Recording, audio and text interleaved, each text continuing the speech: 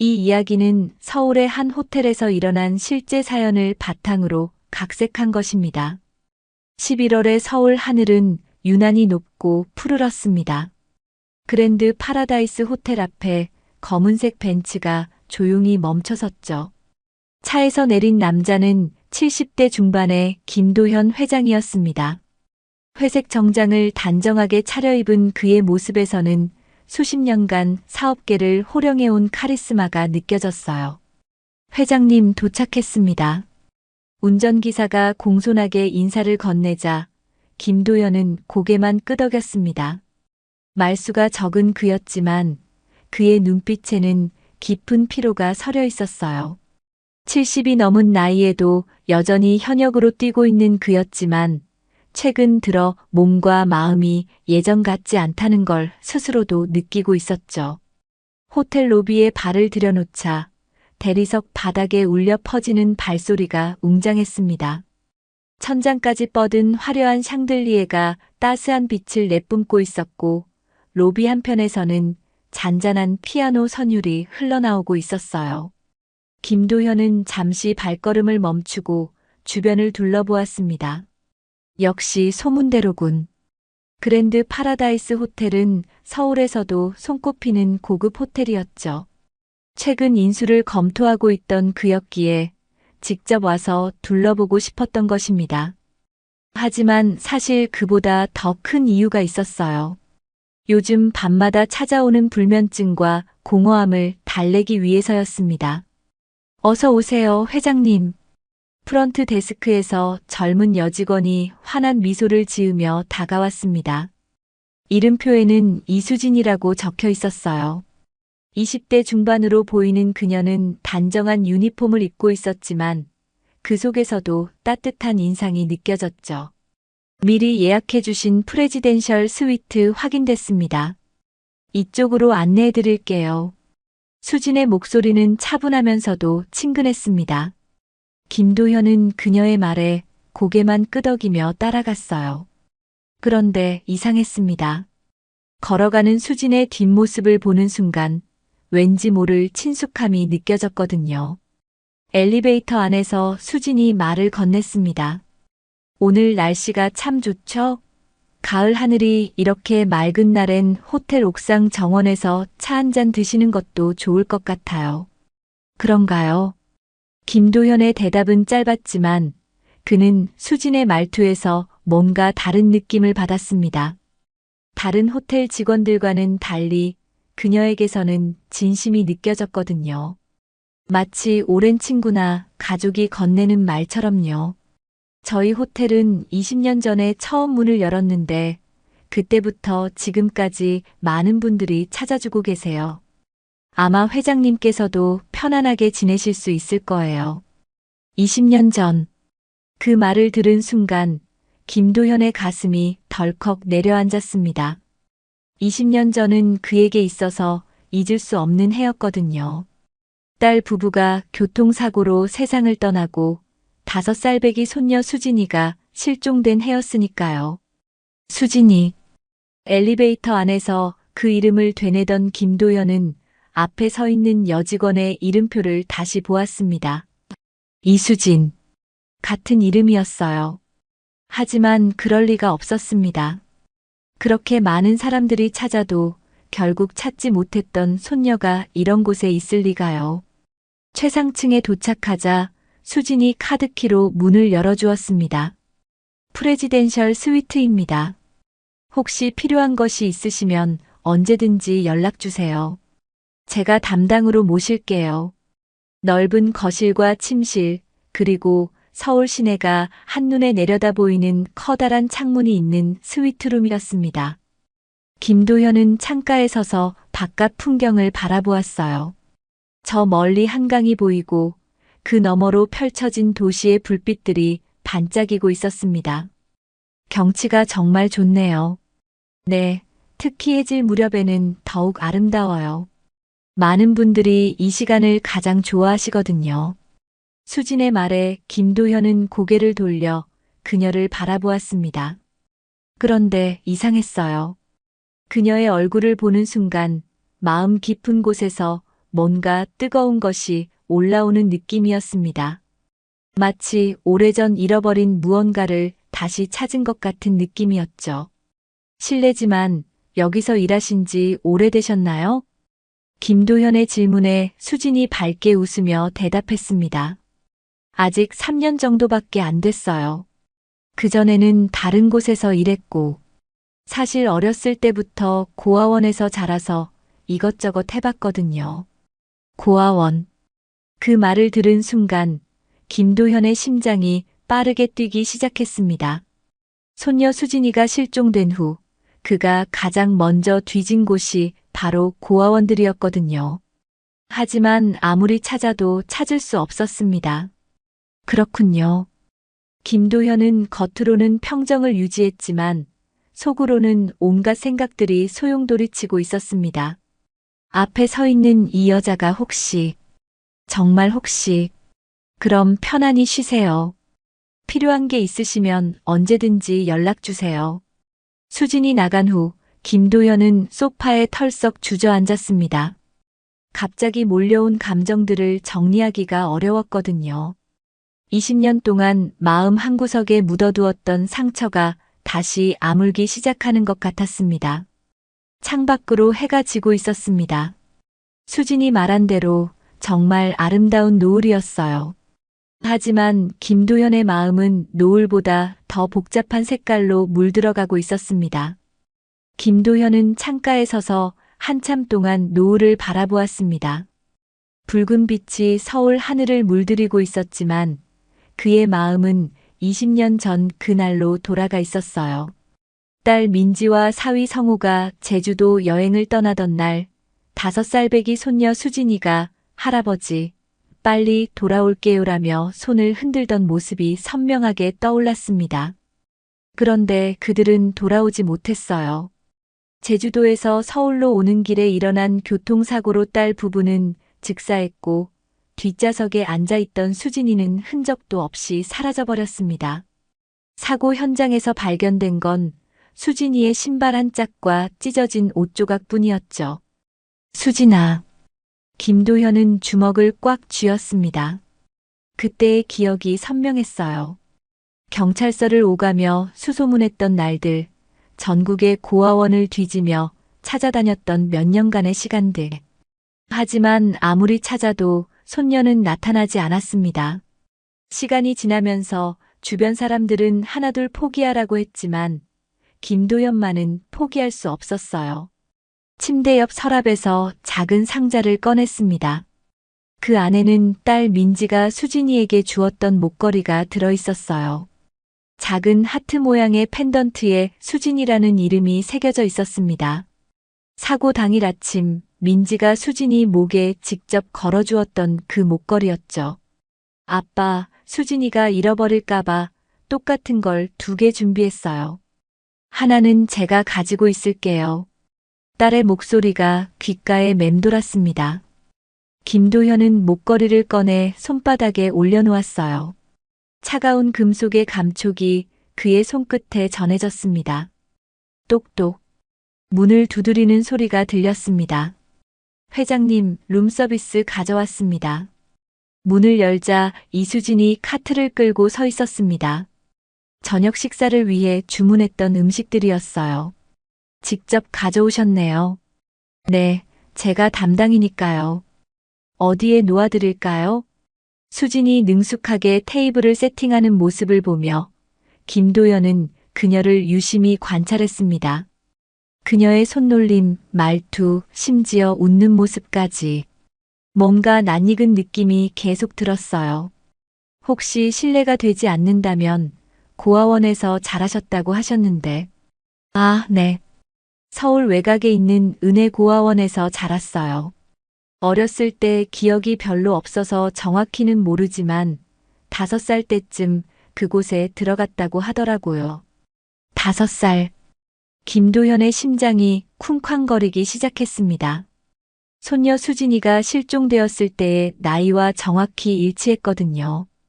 그래서 성은 이 씨가 되신 건가요? 네, 고아원에서 지어주신 이름이에요. 제가 처음 왔을 때 목에 걸고 있던 목걸이에 수진이라는 이름이 새겨져 있어서 그걸 보고 이수진이라고 불러주셨다고 해요. 목걸이. 김도현은 자신도 모르게 주먹을 꽉 쥐었습니다. 손바닥에 있던 목걸이가 살짝 느껴졌어요. 그 목걸이는 지금도 가지고 계신가요? 네, 제가 가진 유일한 단서거든요. 아, 잠깐만요. 수진이 유니폼 안쪽에서 목걸이를 꺼내 보여주었습니다. 작은 하트 모양의 펜던트에 수진이라는 이름이 새겨져 있었어요. 김도현이 손에 쥐고 있던 것과 똑같은 목걸이였습니다. 김도현은 그 순간 어지러움을 느꼈습니다. 너무나 놀라운 일이었거든요. 20년 동안 찾아 헤맸던 손녀가 바로 눈앞에 있다는 것이 믿어지지 않았어요. 회장님, 괜찮으세요? 얼굴이 너무 창백해지신 것 같은데. 수진이 걱정스러운 표정으로 다가왔습니다. 그 순간 김도현은 그녀의 눈을 자세히 보았어요. 딸 민지와 똑같은 눈매였습니다. 어떻게 그동안 못 알아봤을까 싶을 정도로요. 아니에요, 괜찮습니다. 그냥 좀 피곤해서 그런 것 같아요. 김도현은 애써 평정을 유지했습니다. 섣불리 말했다가 틀렸을 수도 있고 설령 맞다 하더라도 그녀가 받을 충격을 생각해야 했거든요. 그럼 제가 이만 나가보겠습니다. 혹시 필요한 게 있으시면 언제든지 연락 주세요. 수진이 나간 후 김도현은 소파에 주저앉았습니다. 손이 떨리고 있었어요. 목걸이를 다시 꺼내 자세히 들여다보았습니다. 펜던트 뒷면에는 작은 글씨로 사랑하는 수진이에게 할아버지가라고 새겨져 있었어요. 그것은 김도현이 직접 새겨달라고 부탁했던 글귀였습니다. 정말 수진이가 맞는 걸까? 김도현은 비서에게 전화를 걸었습니다. 상무, 나야. 급한 일이 생겼어. 은혜고아원에 대해 자세히 알아봐. 20년 전부터 지금까지의 모든 기록을 조사해보고 그리고 이수진이라는 사람에 대해서도 알아봐줘. 전화를 끊은 후 김도현은 창밖을 바라보았습니다. 이제 완전히 밤이 되어 있었어요. 도시의 불빛들이 반짝이고 있었지만 그의 마음은 더욱 복잡해지고 있었습니다. 20년 동안 그리워했던 손녀를 찾았을지도 모른다는 희망과 혹시 틀렸을지도 모른다는 불안감이 교차했어요. 하지만 한 가지는 확실했습니다. 그 여자에게서 느껴지는 친근함과 따뜻함이 결코 우연이 아니라는 것이었죠.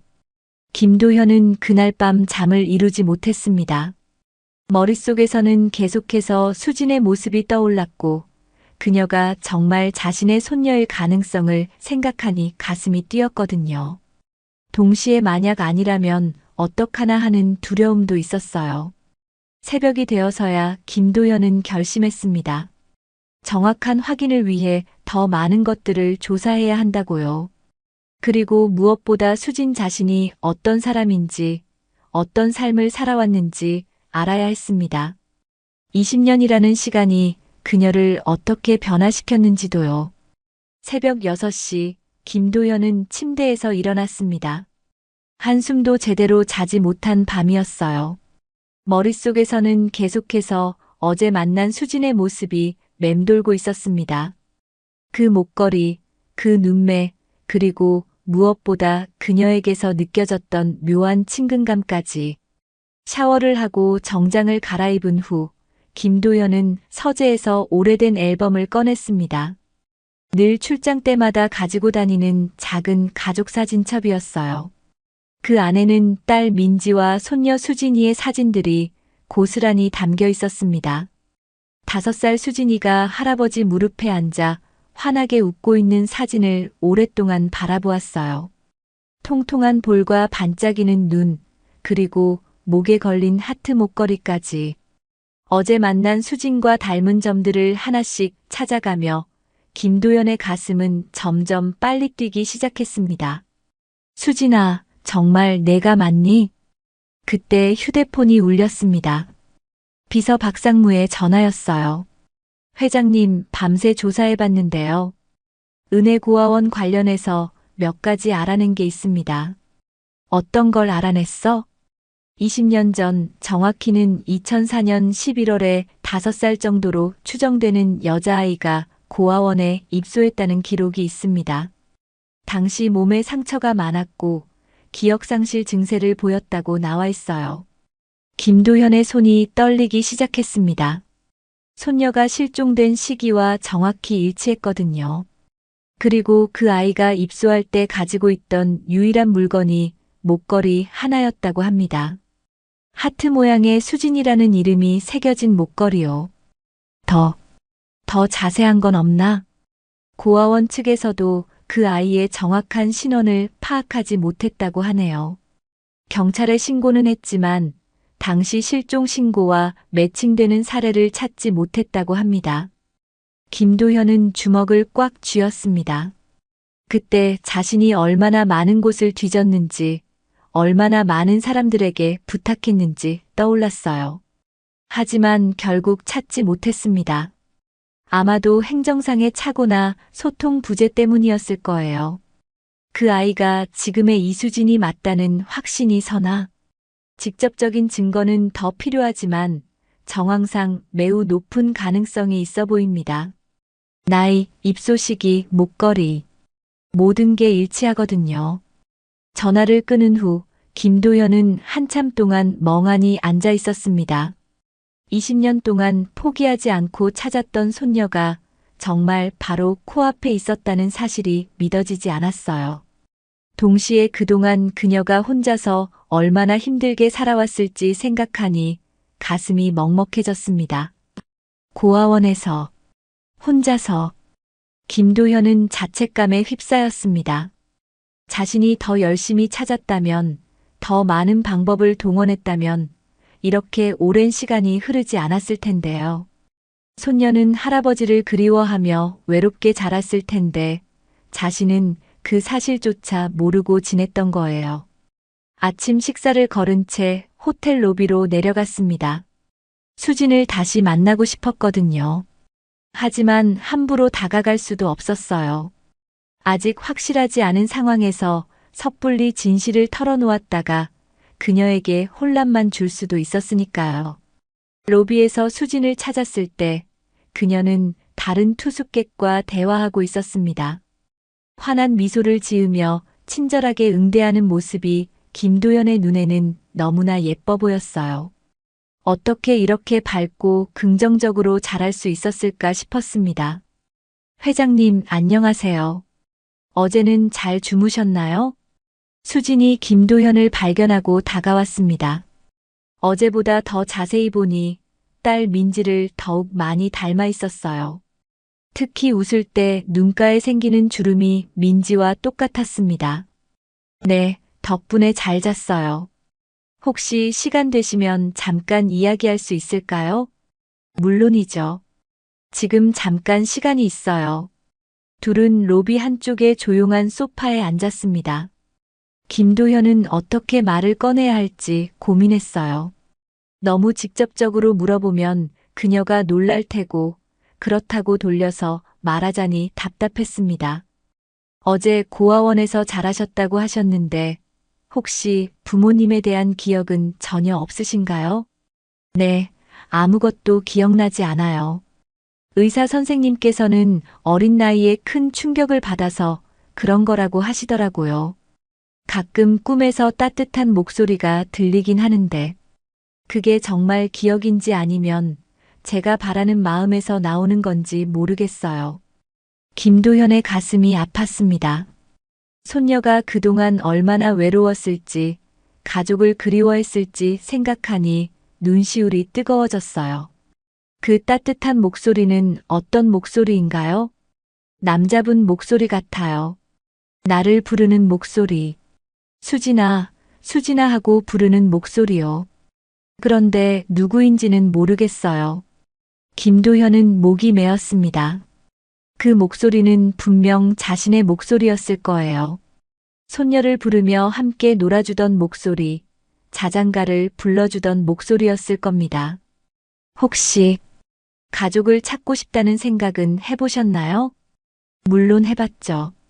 하지만 단서가 이 목걸이뿐이라서. 그리고 사실 조금 무서워요. 만약 가족이 있다면 왜 저를 찾지 않았을까 하는 생각도 들거든요. 어쩌면 저를 원하지 않아서일 수도 있잖아요. 김도현은 더 이상 참을 수 없었습니다. 당장이라도 그녀를 끌어안고 할아버지가 여기 있다. 계속 찾고 있었다고 말하고 싶었어요. 하지만 이성이 그를 말렸습니다. 아직 확실한 증거가 필요했거든요. 그런 생각은 마세요. 분명 가족들이 당신을 찾고 있을 거예요. 다만 찾지 못하고 있을 뿐이죠. 정말 그럴까요? 수진의 눈에 희망의 빛이 스쳤습니다. 김도현은 그 눈빛을 보며 가슴이 뜨거워졌어요. 확신해요. 당신 같은 사람을 포기할 가족은 없을 겁니다. 그때 수진의 휴대폰이 울렸습니다. 업무 관련 전화였어요. 죄송해요. 잠시 받아야 할 것 같아요. 수진이 자리를 뜬 사이 김도현은 다시 한번 결심했습니다. 정확한 확인을 위해 DNA 검사를 해보기로요. 물론 수진 몰래 진행해야 했습니다. 결과가 나오기 전까지는 그녀에게 혼란을 주고 싶지 않았거든요. 하지만 김도현의 마음 깊은 곳에서는 이미 확신하고 있었습니다. 저 따뜻한 미소, 저 맑은 눈빛, 그리고 자신을 부르는 꿈속의 목소리까지 모든 것이 자신의 손녀 수진이를 가리키고 있었으니까요. 그날 오후 김도현은 호텔 레스토랑에서 늦은 점심을 먹고 있었습니다. 사실 음식 맛을 느낄 여유가 없었어요. 머릿속에서는 온통 수진 생각뿐이었거든요. DNA 검사를 위해 비서 박상무에게 지시를 내렸지만 결과가 나오기까지는 며칠이 걸릴 예정이었습니다. 회장님, 식사는 어떠세요? 익숙한 목소리에 고개를 들어보니 수진이 서 있었습니다. 오늘은 그녀가 레스토랑 담당이었나 봐요. 괜찮습니다. 앉으시죠. 김도현이 마주편 의자를 가리키자 수진이 잠시 주저했습니다. 손님과 함께 앉는 건 규정상. 괜찮아요. 잠깐이니까요. 수진이 조심스럽게 앉자 김도현은 그녀를 더욱 자세히 관찰할 수 있었어요. 점심시간이라 그런지 다른 투숙객들도 많았지만 김도현의 눈에는 오직 수진만 보였습니다. 어제 말씀하신 꿈 이야기가 계속 생각나네요. 아, 그 이야기요? 사실 어렸을 때부터 계속 꾸는 꿈이 있어요. 어떤 꿈인가요? 수진이 잠시 망설이더니 조용히 말했습니다. 넓은 거실에서 누군가와 함께 있는 꿈이에요. 따뜻한 목소리로 책을 읽어주시는 분이 계시고 저는 그분 무릎에 앉아서 듣고 있어요. 그런데 얼굴은 보이지 않아요. 목소리만 들릴 뿐이죠. 김도현의 손이 살짝 떨렸습니다. 손녀 수진이와 함께 보냈던 시간들이 생생하게 떠올랐거든요. 저녁마다 거실 소파에 앉아서 동화책을 읽어주던 시간들, 수진이가 자신의 무릎에 앉아 눈을 반짝이며 이야기를 듣던 모습들 말이에요. 그분이 어떤 이야기를 읽어주시나요? 공주님 이야기요. 특히 신데렐라를 자주 읽어주셨던 것 같아요. 그리고 가끔은 직접 만든 이야기도 들려주셨어요. 작은 새가 주인공인 이야기였는데 김도현은 깜짝 놀랐습니다. 손녀 수진이가 가장 좋아했던 이야기가 바로 자신이 만들어준 작은 새삐삐의 모험담이었거든요. 매일 밤 새로운 에피소드를 만들어서 들려주곤 했었어요. 작은 새 이야기라니 흥미롭네요. 혹시 그 새의 이름을 기억하시나요? 삐삐. 삐삐였던 것 같아요. 김도현은 숨이 막힐 듯 했습니다. 이제 더 이상 의심할 여지가 없었어요. 앞에 앉아있는 이 여자가 바로 자신이 20년 동안 찾아 헤맸던 손녀 수진이가 틀림없었습니다. 혹시 그 꿈에서 느끼는 감정은 어떤가요? 따뜻해요. 정말 따뜻하고 안전한 느낌이에요. 마치 세상에서 가장 안전한 곳에 있는 것 같은 느낌이랄까요. 그래서 가끔은 그 꿈에서 깨고 싶지 않을 때도 있어요. 수진의 목소리에 살짝 애틋함이 묻어났습니다. 김도현은 그 순간 가슴이 터질 것 같았어요. 손녀가 그동안 얼마나 외로웠을지, 얼마나 가족을 그리워했을지 생각하니 눈시울이 뜨거워졌습니다. 회장님 괜찮으세요? 갑자기 얼굴이. 아, 괜찮아요. 그냥 감동적인 이야기라서요. 김도현은 애써 감정을 추스르려 했지만 쉽지 않았어요. 당장이라도 수진을 끌어안고 할아버지야, 수진아라고 외치고 싶었거든요. 사실 저도 가족이 있었으면 좋겠어요. 특히 할아버지 같은 분이요. 꿈에서 들리는 목소리가 할아버지 목소리 같거든요. 수진의 말에 김도현은 더 이상 참기 어려웠습니다. 하지만 이성이 그를 붙잡았어요. 아직 확실한 증거가 나오지 않은 상황에서 섣불리 말했다가 그녀에게 상처를 줄 수도 있었으니까요. 분명 어딘가에 당신을 찾고 있는 가족이 있을 거예요. 그런가요? 가끔은 정말 그럴까 의심스러워요. 20년이나 지났는데 아직도 찾지 못했다는 건 절대 그런 생각하지 마세요. 김도현의 목소리에 간절함이 담겨 있었습니다. 세상에는 우리가 모르는 일들이 너무 많아요. 어쩌면 당신의 가족도 지금 이 순간 당신을 찾고 있을지 모르죠. 아니, 분명 그럴 거예요. 수진이 김도현을 바라보는 눈빛이 달라졌습니다. 마치 그의 말에서 무언가 특별한 것을 느낀 것 같았어요. 회장님은 왜 그렇게 확신하세요? 그냥 느낌이에요. 당신 같은 사람을 포기할 가족은 없을 거라는 확신이요. 그때 수진의 목걸이가 유니폼 밖으로 살짝 드러났습니다. 작은 하트 펜던트가 조명에 반사되어 반짝였어요. 김도현은 그 순간 자신의 주머니에 있는 똑같은 목걸이를 만졌습니다. 그 목걸이 정말 소중해 보이네요. 네, 제가 가진 유일한 단서거든요. 이걸 보면 마음이 따뜻해져요. 마치 누군가 저를 사랑한다는 걸 느낄 수 있어서요. 김도현은 주머니에서 자신의 목걸이를 꺼내고 싶은 충동을 억눌렀습니다. 지금은 때가 아니었어요. 하지만 한 가지는 확실했습니다. 수진이 바로 자신의 손녀라는 것이요. 수진 씨. 네. 혹시 시간 되실 때 저와 함께 차라도 한잔 하실 수 있을까요? 이런 말씀 드리기 조심스럽지만 당신과 이야기하고 있으면 마음이 편안해져서요. 수진이 잠시 망설이더니 고개를 끄덕였습니다. 좋아요. 사실 저도 회장님과 이야기하고 있으면 왠지 모를 친근감이 느껴져요. 마치 오래전부터 알고 지낸 사이 같은 느낌이요. 김도현의 가슴이 뛰었습니다. 혈육의 정이란 게 정말 존재하는 건지도 모르겠어요. 20년이라는 긴 시간이 흘렀지만 할아버지와 손녀 사이의 끈은 여전히 이어져 있었던 거죠. 그럼 오늘 저녁 시간 되시면 호텔 카페에서 뵐까요? 네, 좋아요. 수진이 일어서며 밝게 웃었습니다. 그 웃음을 보는 순간 김도현은 20년 전 5살 수진이의 웃음을 떠올렸어요. 똑같은 웃음이었습니다. 시간이 흘러 어른이 되었지만 그 순수하고 밝은 웃음만은 변하지 않았더군요. 수진이 가고 난 후 김도현은 한참 동안 그 자리에 앉아 있었습니다. 가슴이 뜨겁고 설렜어요. 동시에 그동안 잃어버렸던 시간들에 대한 아쉬움도 밀려왔습니다. 하지만 이제 중요한 건 앞으로의 시간이었어요. 손녀를 다시 찾았으니 이제는 잃어버린 시간을 보상해주고 싶었습니다. 오후 6시 김도현은 호텔 카페에서 수진을 기다리고 있었습니다. 평소 같으면 이런 자리에서 긴장할 일이 없었지만 오늘은 달랐어요. 손바닥에 땀이 나고 가슴이 두근거렸습니다.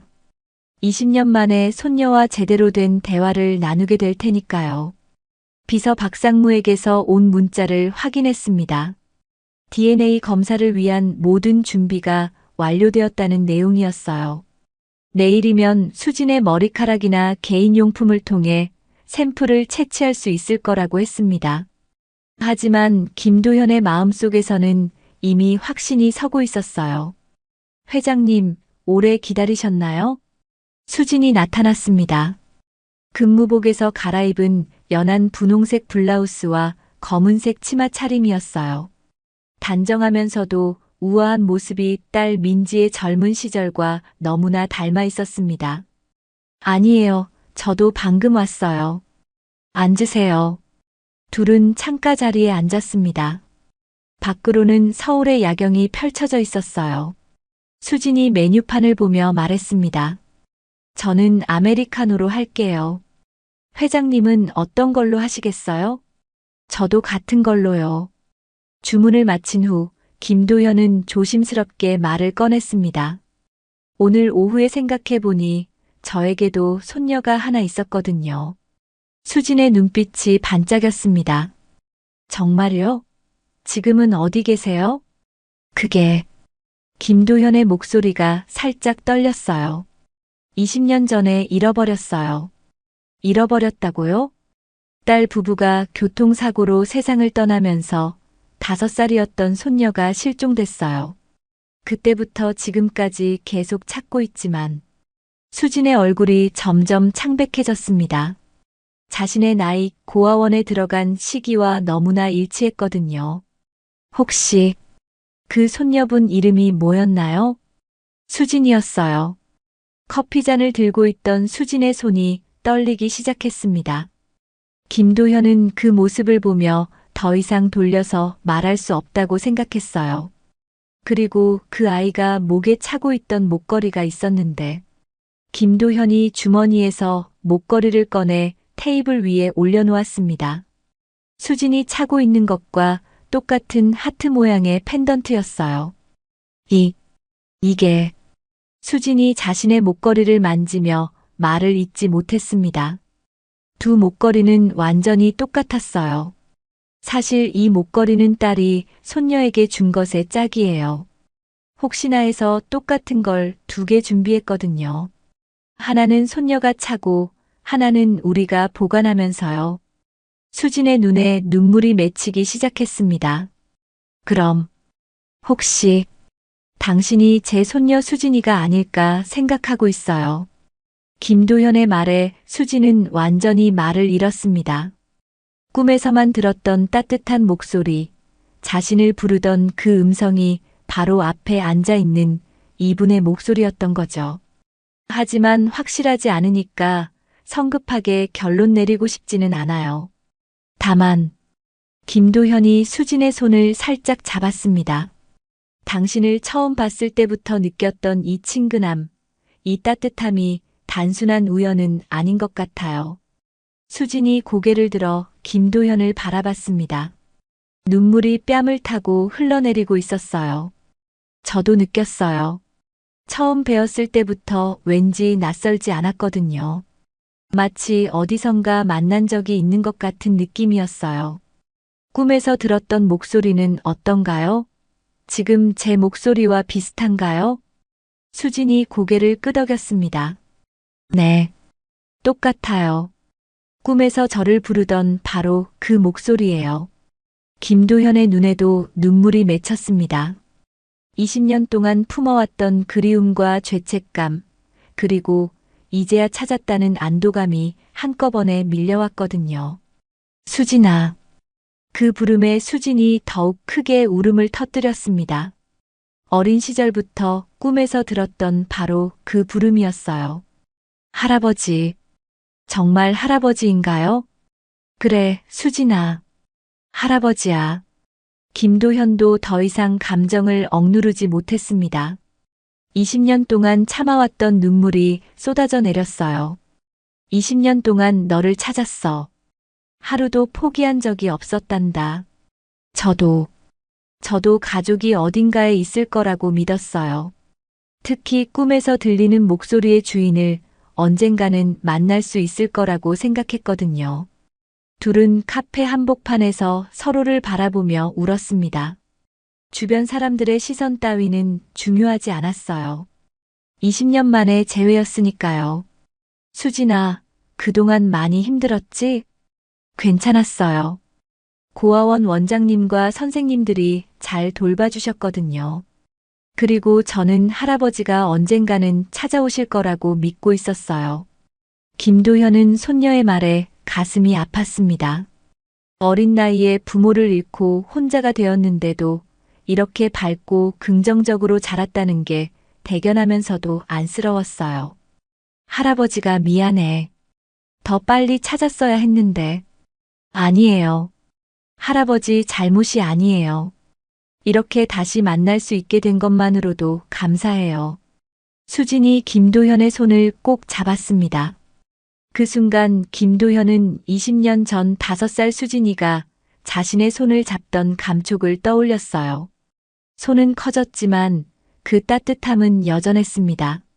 할아버지, 저 정말 궁금한 게 있어요. 뭐든지 물어봐. 엄마 아빠는 어떤 분들이었나요?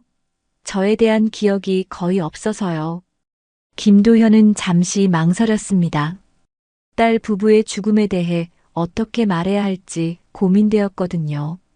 하지만 수지는 알 권리가 있었어요. 너의 아빠는 정말 좋은 사람이었어. 엄마를 무척 사랑했고 너를 세상에서 가장 소중하게 생각했단다. 그리고 엄마는 김도현이 딸 민지에 대해 이야기하기 시작했습니다. 수지는 눈을 반짝이며 들었어요. 자신이 얼마나 사랑받는 아이였는지, 부모님이 어떤 분들이었는지 알게 되는 것이 신기하고 감동적이었거든요. 그럼 엄마 아빠는 지금 어디 계세요? 김도현은 잠시 말을 멈췄습니다. 이 말을 어떻게 전해야 할지 고민되었어요. 수진아, 엄마 아빠는 하늘나라에 계셔. 수진의 얼굴이 순간 굳어졌습니다. 예상은 했지만 직접 듣게 되니 가슴이 아팠어요. 그래도 괜찮아요. 저에겐 할아버지가 계시니까요. 수진의 말에 김도현은 다시 한번 눈물을 흘렸습니다. 이런 상황에서도 밝게 웃어주는 손녀가 너무나 고마웠거든요. 그날 밤 둘은 늦은 시간까지 이야기를 나눴습니다. 잃어버린 20년의 시간을 메우려는 듯이요. 김도현은 수진에게 어린 시절의 추억들을 들려주었고, 수진은 고아원에서의 생활과 지금까지의 삶에 대해 이야기했습니다. 비록 확실한 DNA 검사 결과는 아직 나오지 않았지만, 둘 다 마음속으로는 이미 확신하고 있었어요. 혈육의 정이라는 게 정말 존재한다는 것을, 그리고 아무리 오랜 시간이 흘러도 가족의 사랑은 변하지 않는다는 것을 느낄 수 있었거든요. 사흘 후 김도현은 비서 박상무로부터 전화를 받았습니다. DNA 검사 결과가 나왔다는 연락이었어요. 회장님, 결과가 나왔습니다. 어떻게 나왔어? 99.9% 일치합니다. 이수진 씨가 회장님의 친손녀가 확실합니다. 김도현은 전화기를 든 손이 떨렸습니다. 마음으로는 이미 확신하고 있었지만 과학적으로 입증되니 더욱 실감이 났어요. 그동안 우리가 찾지 못했던 이유도 알아냈습니다. 당시 고아원에서 경찰에 신고할 때 행정구역이 잘못 기재되어서 저희가 수소문했던 지역과 다른 곳으로 분류되었더군요. 그런 일이. 김도현은 안타까웠습니다. 작은 행정 실수 하나 때문에 20년이라는 긴 시간을 잃어버린 거였어요. 하지만 이제 중요한 건 앞으로입니다. 수진 양에게 언제 알려드릴 계획이신가요? 오늘 저녁에 만나기로 했어. 그때 모든 걸 이야기할 생각이야. 전화를 끊은 후 김도현은 한참 동안 창밖을 바라보았습니다.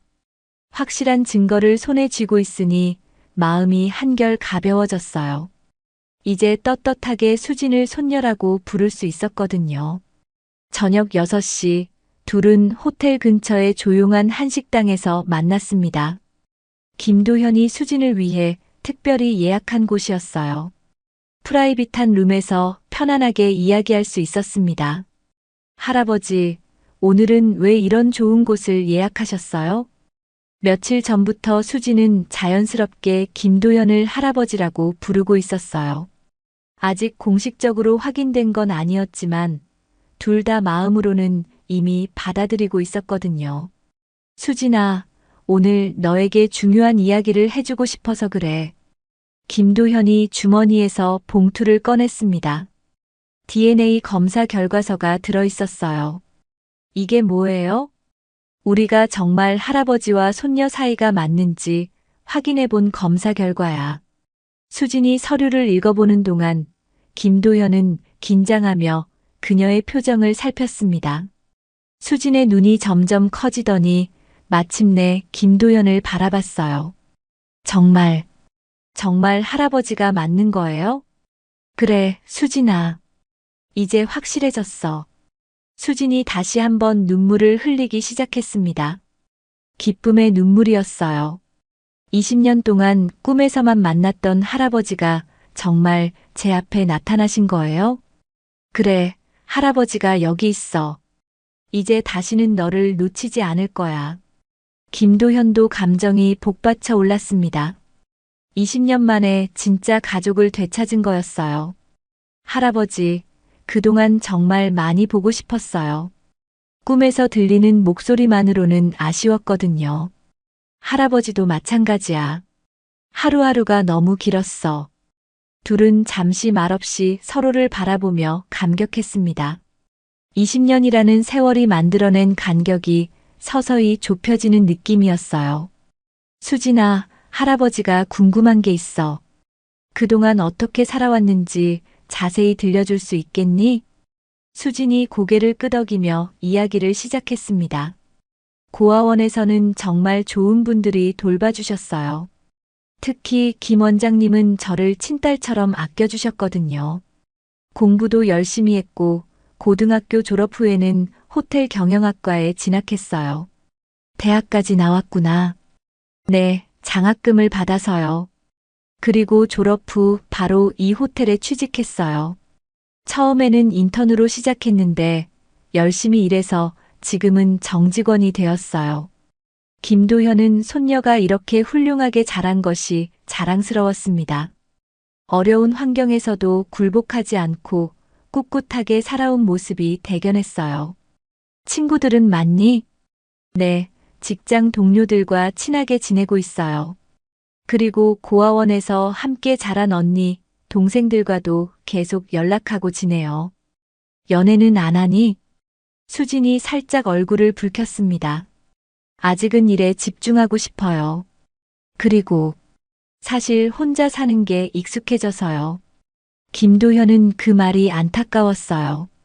아마 어린 시절의 상처 때문에 다른 사람에게 마음을 열기 어려워하는 것 같았거든요. 수진아, 이제는 혼자가 아니야. 할아버지가 있잖아. 네, 정말 신기해요. 이제 저에게도 진짜 가족이 생겼다니요. 식사를 하며 둘은 더 많은 이야기를 나눴습니다. 김도현은 수진의 어린 시절 얘기를 들려주었고, 수진은 고아원에서의 추억들을 이야기했어요. 할아버지, 제가 어렸을 때 어떤 아이였나요? 정말 귀여웠어. 매일 할아버지 뒤를 졸졸 따라다니면서 할아버지, 할아버지 하고 부르곤 했지. 그리고 책 읽어달라고 조르는 게 일상이었어. 그래서 꿈에서 책 읽어주시는 목소리가 들렸나 봐요. 아마 그럴 거야. 매일 밤 잠들기 전에 동화책을 읽어줬거든. 수진이 갑자기 무릎을 쳤습니다. 아, 그래서 제가 책을 그렇게 좋아하는 거였나 봐요. 고아원에서도 도서관에서 제일 많은 시간을 보냈거든요. 그래, 할아버지 닮았나 보네. 나도 젊었을 때 책을 무척 좋아했어. 김도현은 손녀와 자신의 공통점을 발견하는 것이 즐거웠습니다. 혈육의 유전자는 정말 신기한 것 같았어요. 할아버지, 저 이제 어떻게 해야 하나요? 갑자기 가족이 생기니까 실감이 안 나요.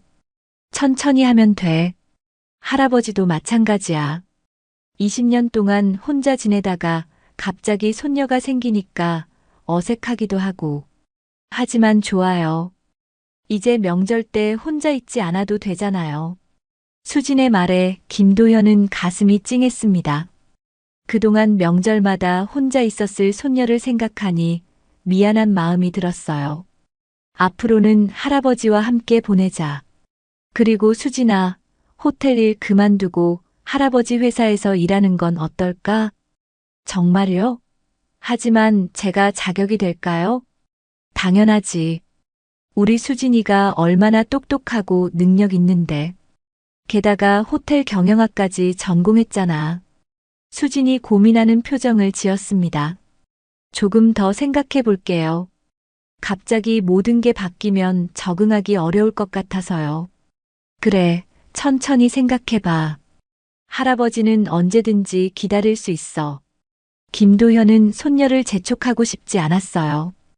20년 동안 기다렸는데 조금 더 기다리는 것쯤은 아무것도 아니었거든요. 할아버지, 그런데 저 궁금한 게 있어요. 뭐든지 물어봐.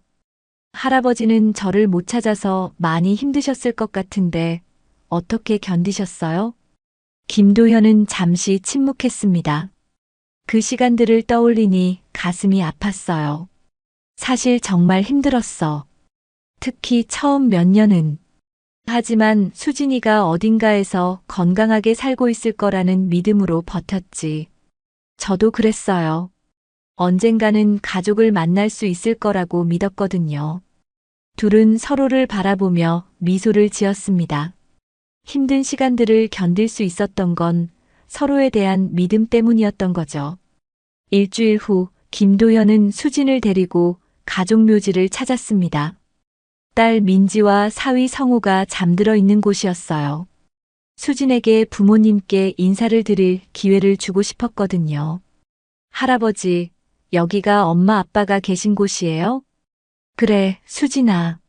엄마 아빠가 여기서 쉬고 계셔. 묘비 앞에 꽃을 놓고 둘은 조용히 절을 올렸습니다.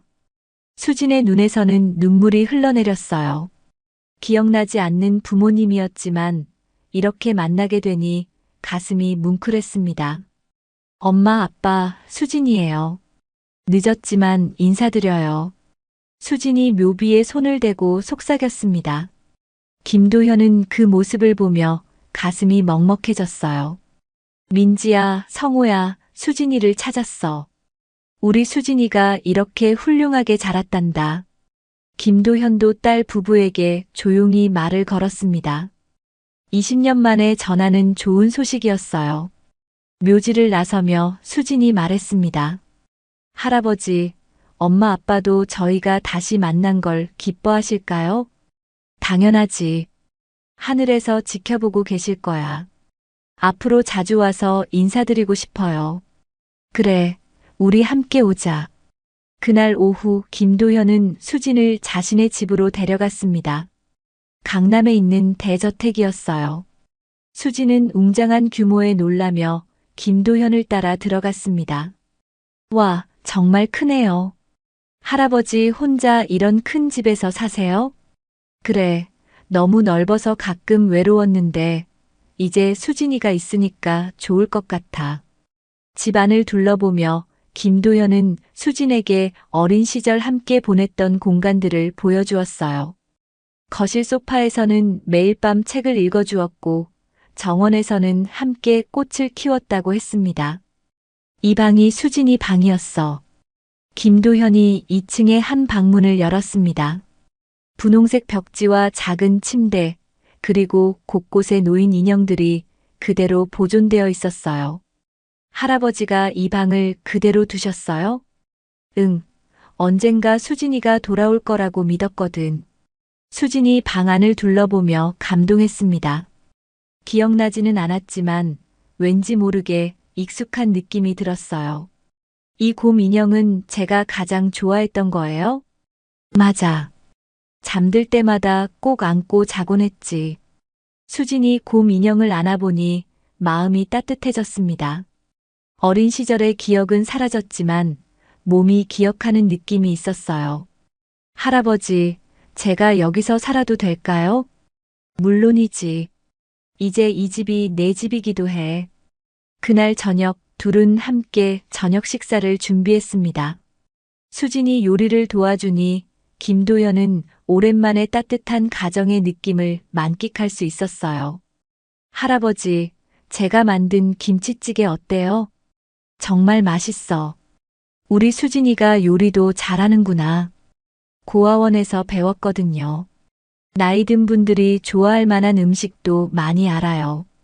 식사를 하며 김도현은 앞으로의 계획에 대해 이야기했습니다. 수진아, 할아버지가 운영하는 회사에 대해 설명해 줄까? 네, 궁금해요. 도연그룹이라고 해서 호텔, 건설, 유통업을 하고 있어. 특히 호텔 사업 부분에서는 수진이가 전공한 걸 살릴 수 있을 거야. 수진이 관심 있게 들었습니다.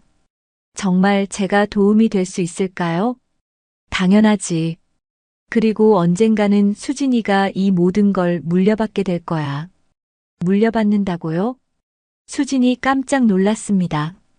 갑자기 재벌가의 상속녀가 된다는 게 실감나지 않았어요. 수진이는 내 유일한 가족이야. 당연히 모든 걸 물려줄 생각이지. 하지만 저는 아직 준비가. 천천히 배우면 돼. 할아버지가 다 가르쳐 줄 테니까. 수진은 갑작스러운 변화에 당황스러웠지만 할아버지의 기대에 부응하고 싶었어요. 열심히 배우겠습니다, 할아버지. 그래, 우리 수진이라면 잘할 수 있을 거야. 그날 밤 수진은 어린 시절 자신의 방에서 잠을 청했습니다. 20년 만에 돌아온 집이었지만 왠지 편안한 느낌이 들었어요. 김도현은 수진의 방 문을 살짝 열어보며 흐뭇해했습니다. 20년 동안 비어있던 집에 다시 생기가 돌아온 것 같았어요. 민지야, 수진이를 잘 키웠구나. 고마워. 김도현은 하늘에 계신 딸에게 감사의 마음을 전했습니다. 어려운 환경에서도 이렇게 훌륭하게 자란 손녀가 자랑스러웠어요. 다음 날 아침 김도현은 일찍 일어나서 아침 식사를 준비했습니다. 오랜만에 가족과 함께하는 아침이라 기분이 좋았어요. 할아버지, 이렇게 일찍 일어나셨어요? 수진이와 함께하는 첫 아침이라서 특별히 준비했어. 고마워요, 할아버지. 아침을 먹으며 김도현이 말했습니다. 오늘부터 수진이를 회사 사람들에게 소개하려고 해. 괜찮니? 네, 긴장되지만 해보겠어요. 다들 좋은 사람들이야. 걱정하지 마. 그날 오후 김도현은 수진과 함께 회사에 갔습니다. 임직원들은 갑자기 나타난 회장의 손녀에 대해 궁금해했지만 김도현의 설명을 듣고는 모두 환영해 주었어요. 앞으로 수진이가 우리 회사에서 일하게 될 거야. 많이 도와주기 바래. 네, 회장님. 잘 부탁드립니다. 수진도 정중하게 인사했습니다. 새로운 환경이었지만 할아버지가 함께 있어서 든든했어요. 그날부터 수진은 본격적으로 회사 일을 배우기 시작했습니다. 호텔 경영학을 전공한 덕분에 기본 지식은 있었지만 실무는 또 다른 영역이었어요. 할아버지, 생각보다 어려운 게 많네요. 처음에는 다 그래. 천천히 배워가면 돼. 김도현은 손녀가 적응할 수 있도록 최대한 도와주었습니다. 20년 동안 못해준 것들을 보상해주고 싶었거든요. 한 달이 지나자 수지는 회사 생활에 제법 적응했습니다. 동료들과도 친해졌고 업무 능력도 빠르게 향상되었어요. 할아버지, 저 이제 정말 가족이 된 기분이에요. 할아버지도 마찬가지야. 수진이가 있어서 매일이 행복해. 20년 만에 찾은 가족의 행복이 두 사람의 얼굴에 환한 미소를 그려주었습니다. 석 달이 흘렀습니다. 수지는 이제 완전히 새로운 삶에 적응했어요. 매일 아침 할아버지와 함께 아침 식사를 하고 회사에서는 호텔 사업부 신임 매니저로 일하고 있었습니다. 김도현은 손녀가 자신의 곁에서 성장하는 모습을 보며 하루하루가 행복했어요. 할아버지, 오늘 호텔 신규 프로젝트 기획서를 완성했어요. 그래, 한번 보자. 김도현이 수진이 작성한 기획서를 꼼꼼히 살펴보았습니다. 체계적이고 창의적인 아이디어들이 담겨 있었어요. 훌륭한데? 이런 아이디어는 어떻게 생각해냈니? 그랜드 파라다이스 호텔에서 일했던 경험과 학교에서 배운 이론을 결합해봤어요. 특히 고객 서비스 부분은 제가 직접 현장에서 느꼈던 점들을 반영했거든요. 김도현은 손녀의 성장 속도에 놀랐습니다. 단순히 혈연이라서가 아니라 정말 뛰어난 능력을 가지고 있었어요. 수진아, 내년에는 더 큰 프로젝트를 맡아볼 생각이 있니? 정말요? 저 같은 신입이 할 수 있을까요? 당연하지.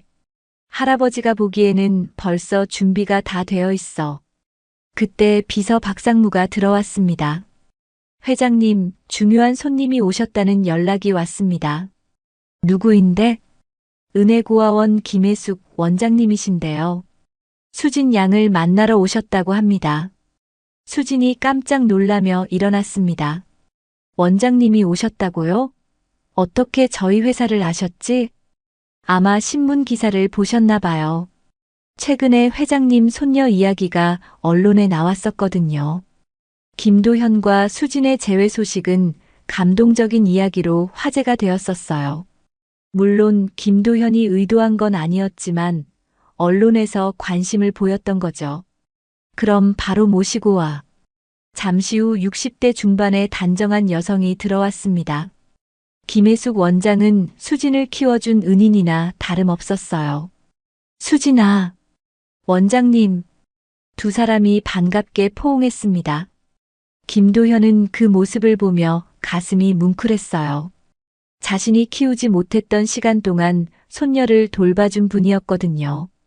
이분이 할아버지세요? 김혜숙 원장이 김도현을 바라보며 눈시울을 붉혔습니다. 네, 안녕하세요. 그동안 수진이를 잘 돌봐주셔서 정말 감사합니다. 김도현이 깊숙이 고개를 숙여 인사했습니다. 아니에요. 수진이가 워낙 착하고 똑똑해서 키우는 보람이 있었어요. 이렇게 가족을 찾게 되어서 정말 기뻐요. 셋은 응접실에 앉아서 오랜 시간 이야기를 나누었습니다. 김혜숙 원장은 수진의 어린 시절부터 지금까지의 성장 과정을 자세히 들려주었어요. 수진이는 정말 특별한 아이였어요. 5살에 왔는데도 다른 아이들을 잘 돌봐주고 공부도 열심히 했거든요. 그런 아이로 키워주셔서 감사해요. 김도현은 진심으로 고마워했습니다. 그런데 한 가지 신기한 게 있었어요.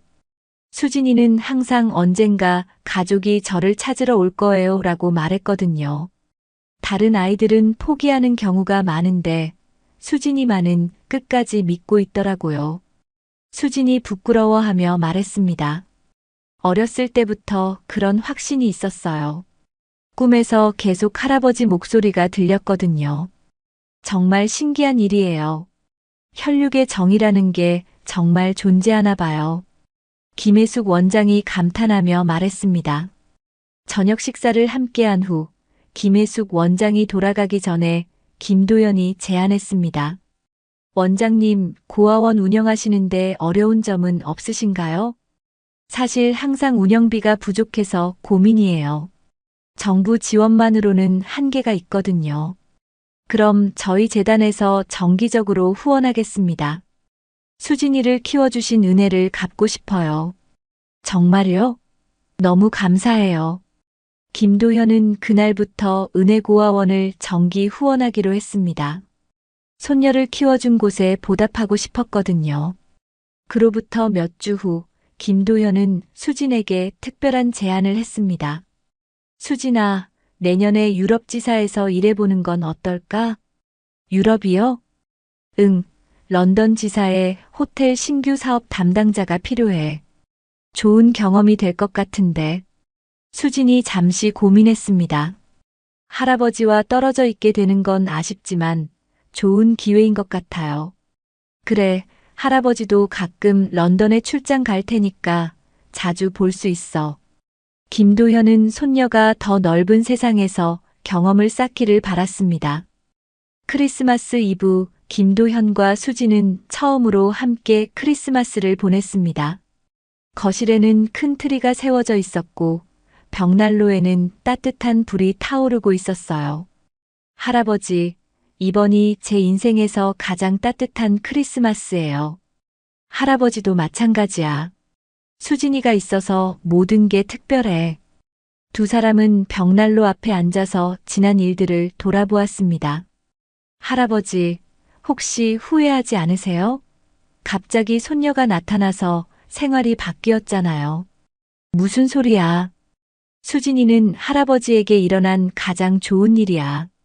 김도현이 수진의 손을 잡으며 말했습니다. 20년 동안 빈 마음이 채워졌어. 이제는 매일 아침 일어나는 게 기대돼. 저도요. 이제는 혼자가 아니라는 게 정말 행복해요. 그때 김도현이 작은 상자를 꺼냈습니다. 수진아, 크리스마스 선물이야. 상자를 열어보니 아름다운 다이아몬드 반지가 들어있었어요. 너무 비싼 거 아니에요? 우리 수진이에게는 아무것도 아깝지 않아. 그리고 이건 단순한 선물이 아니야. 그럼 뭐예요? 할아버지의 사랑과 앞으로도 계속 함께하자는 약속이야. 수진이 감동해서 눈물을 흘렸습니다. 할아버지, 저도 약속할게요. 평생 할아버지 곁에 있겠어요. 둘은 따뜻하게 포옹했습니다. 20년 만에 찾은 가족의 사랑이 얼마나 소중한지 다시 한번 느낄 수 있었어요. 새해가 되자 김도현은 정식으로 수진을 후계자로 발표했습니다. 아직 경험은 부족했지만 충분한 잠재력을 가지고 있었거든요. 수진아, 앞으로 할아버지가 평생 쌓아온 모든 것을 물려줄 거야. 부담스럽지? 조금 무겁긴 하지만 할아버지가 믿어주시니까 열심히 하겠어요. 그래, 천천히 배워가면 돼. 할아버지가 옆에서 도와줄 테니까. 김도현과 수진의 이야기는 많은 사람들에게 감동을 주었습니다. 20년 만에 찾은 가족의 사랑, 그리고 서로를 향한 변하지 않는 믿음이 얼마나 아름다운지 보여주는 이야기였어요. 봄이 왔을 때 둘은 함께 딸 민지와 사위 성호의 묘소를 찾았습니다. 엄마, 아빠, 수진이가 이제 정말 훌륭한 여자로 자랐어요. 할아버지와 함께 행복하게 지내고 있으니까 걱정하지 마세요. 수진이 부모님께 근황을 전하며 말했습니다. 민지야, 성호야, 수진이를 잘 돌봐달라고 부탁했던 걸 기억하니? 이제 할아버지가 책임지고 돌볼게. 김도현도 딸 부부에게 약속했습니다. 묘소를 나서며 수진이 말했습니다. 할아버지, 저희 이야기가 다른 사람들에게도 희망이 되었으면 좋겠어요. 그래, 가족을 잃고 절망하는 사람들에게 포기하지 말라고 말해주고 싶어. 두 사람은 손을 잡고 걸어갔습니다. 20년의 아픔을 딛고 다시 만난 할아버지와 손녀. 그들의 앞에는 희망찬 미래가 펼쳐져 있었어요. 김도현은 생각했습니다. 인생에서 가장 소중한 것은 돈이나 명예가 아니라 가족의 사랑이라는 것을. 그리고 아무리 오랜 시간이 걸려도 진정한 사랑은 반드시 다시 만나게 된다는 것을 말이에요. 수진도 깨달았습니다. 자신이 그동안 외롭다고 생각했지만 사실은 할아버지의 사랑이 항상 자신을 지켜주고 있었다는 것을. 그리고 그 사랑이 자신을 지금의 모습으로 만들어 주었다는 것을요. 햇살이 따뜻하게 내리쬐는 봄날, 할아버지와 손녀는 새로운 시작을 약속하며 걸어갔습니다. 잃어버린 시간은 돌아오지 않지만 앞으로 만들어갈 시간들이 그 모든 아픔을 치유해 줄 거라 믿으면서요.